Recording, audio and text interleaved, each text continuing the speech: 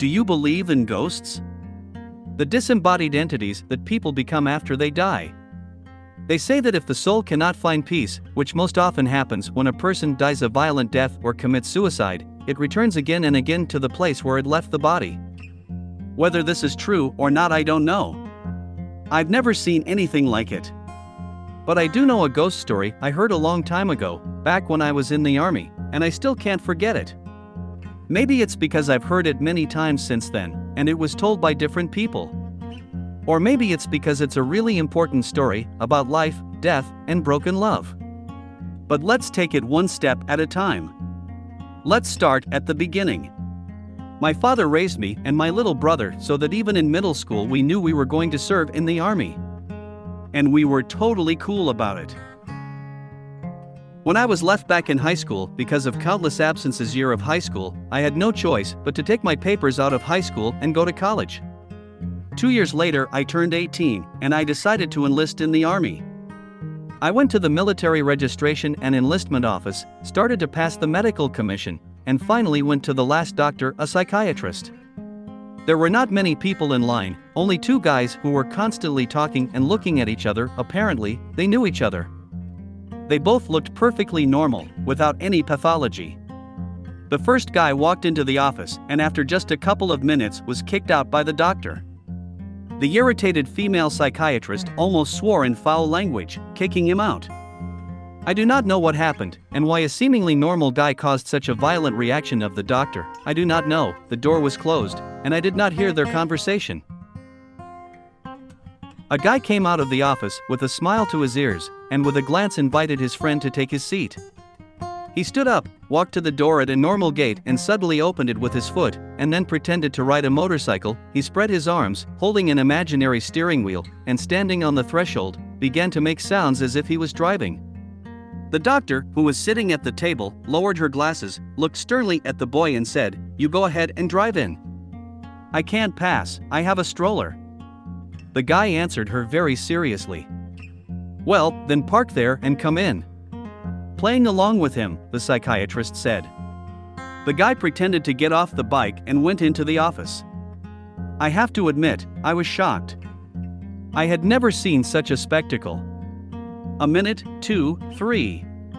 The doctor's cries were heard again from behind the door, and profanity was often heard from the office. The guy came out of the office as if nothing had happened and left, no longer pretending to ride his motorcycle. Now it was my turn. When I entered the office, I politely shut the door behind me and took a seat in the chair across from the doctor. The woman was visibly annoyed. Ignoring my presence, she poured a glass of water from a decanter, drank a volley, took a few deep breaths and finally turned her gaze in my direction. "What is it?" she asked, not very kindly.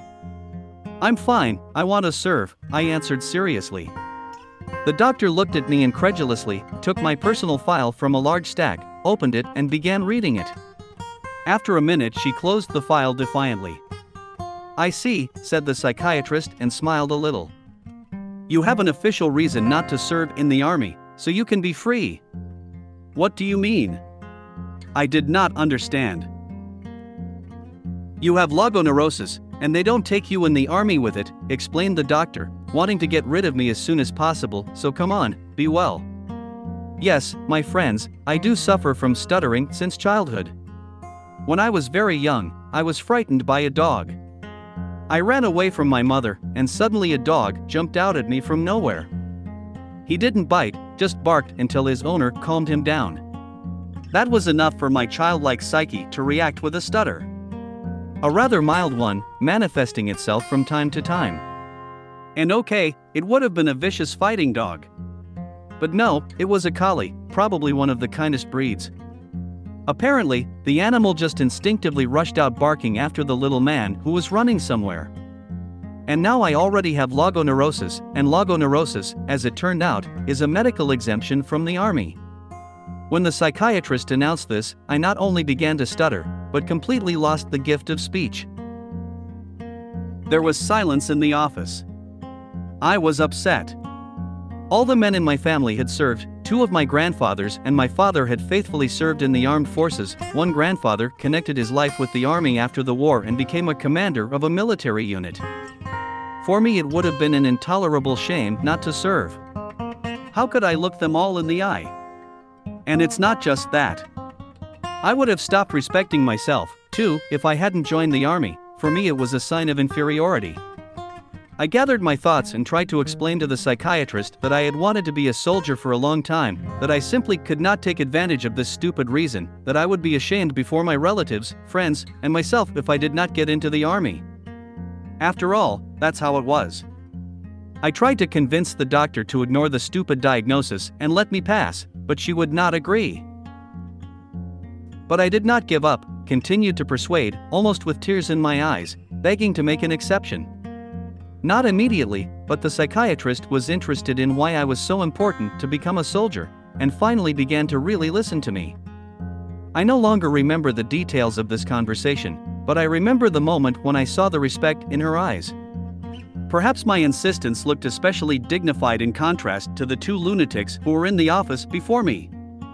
And, the psychiatrist did give in and told me the following: I can't let you through, but you can go to the Central Psychiatric Hospital. If you bring me a certificate from there that they allow you to serve, I won't mind. That same day I went there. I was received by an old woman of about 70, all gray-haired, but with clear, intelligent eyes. After listening to me, she gave me her verdict: from the way you talk, you can already say that you are fit for the army. And you are understandable. I give you permission. And she gave me the certificate. If you only knew how happy I was. I immediately went back to the enlistment office and gave the certificate to the psychiatrist.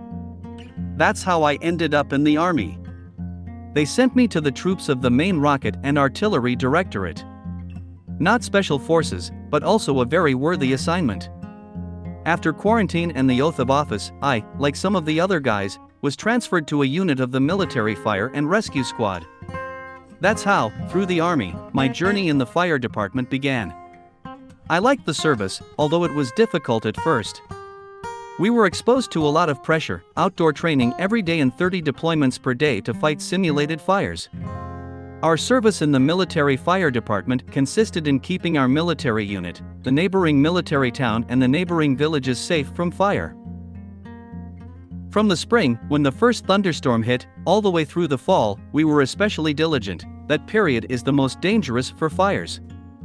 And we did have much to be afraid of. On the huge technical area of the unit, ammunition was stored, some in closed storage sites and some simply stacked in the open air. During thunderstorms, the hottest time for the fire department, our service was as follows. In 2 moves we went out to the technical area of the military unit and drove around until the bad weather subsided. We had 2 tanker trucks.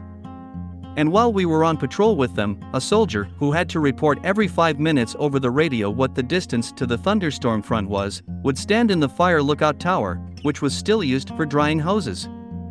For those who do not know how to calculate the distance to a lightning front, I will briefly explain the principle. You see a flash of lightning and count the seconds to the first peal of thunder. Then you divide the number of seconds by 3. You get the distance to the lightning front. Like this. A flash of lightning.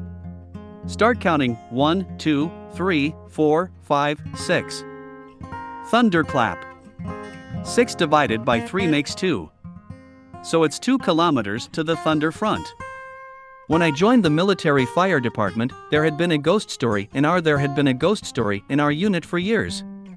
It was passed on by word of mouth, from soldiers of one draft to soldiers of another. That's how the story came to me.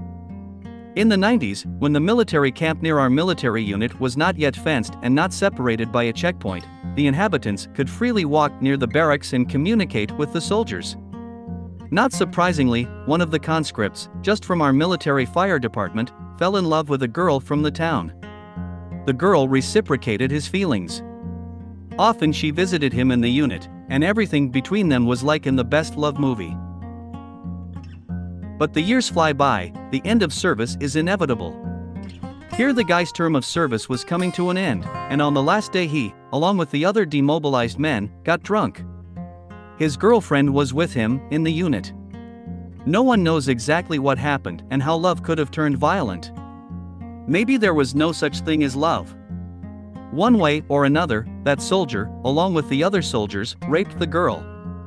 And then he just went on drinking. The girl, on the other hand, climbed the tower, the same tower from which the distance to the storm front is counted, and hanged herself. However, some people think she might have been helped. Since then, soldiers and officers began to see the ghost of a woman in white clothing at night. Sometimes she sat on the roof of the barracks, sometimes appearing in the windows, sometimes walking through the bays where the fire trucks were parked. Some even heard her crying and whispering something. I never saw the girl's ghost, but I am grateful to him because he saved my fellow officer's life, even if unwittingly. The ghost stood silently looking at him with empty eyes, and then suddenly stretched out his arms and began to rapidly approach. Thoughts of suicide immediately ceased. Despite the blood spurting from his incised vein, the boy quickly ran back to the barracks and panicked about what he wanted to do and what he saw. The suicide attempt and the nearly frightened soldier could not go unnoticed. There was a huge uproar in the unit, and in the morning the guy was sitting with a bandaged arm in front of an officer and the head of the military fire department, telling his story. I remember we all laughed and teased at the time. Everyone, but not the officer. The colonel was serious and thoroughly questioned the failed suicide bomber about what the ghost looked like and what he was doing. Before our eyes, the experienced officer, who had served in the unit since the 90s, changed his face. Later, the colonel told us that after the rape of the girl by the soldiers and her death, the unit was surrounded by a fence and a checkpoint. It was not supposed to happen again. It seemed that we could calm down and forget about what had happened. But fantastic rumors swirled around the unit, and every call for soldiers sometimes saw a silhouette in white clothing. At first, the colonel didn't believe the rumors and thought they were fabrications. But one day he was on duty, making his night rounds, and saw the ghost himself. A woman in white was sitting on the edge of the roof of the barracks, weeping. This stunned the colonel so much that he even invited a priest to consecrate the building. It helped. The ghost didn't bother anyone for a few more years, but apparently now it started again. So, the ghost came back. The colonel invited the priest in again. I was on duty more than once and counted the distance to the storm front, but I never saw the dead girl. Sometimes, though, it seemed that someone was watching me from the darkness. I don't know what to think about it. Of course it was scary.